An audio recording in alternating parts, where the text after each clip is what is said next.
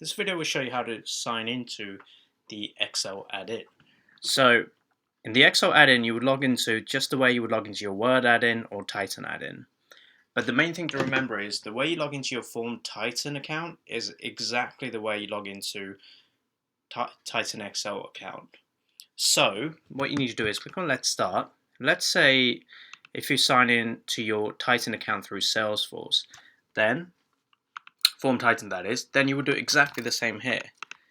Put your username and password, log in, and off you go. Okay. Now it could be that your account is associated to many collaborators and editors. At this point, you can choose which one of them you'd like to sign in as. For me, it's this one. So once I click that sign in, that's the configuration I'll be working with. But obviously, within your company, you could have many collaborators and editors. So you will get your first opportunity the moment you sign in. If you sign in via email and password into your Form Titan account, then use email and password. And again, it's the same steps from there on. And that's pretty much all there is to it in terms of how to sign into the add-in.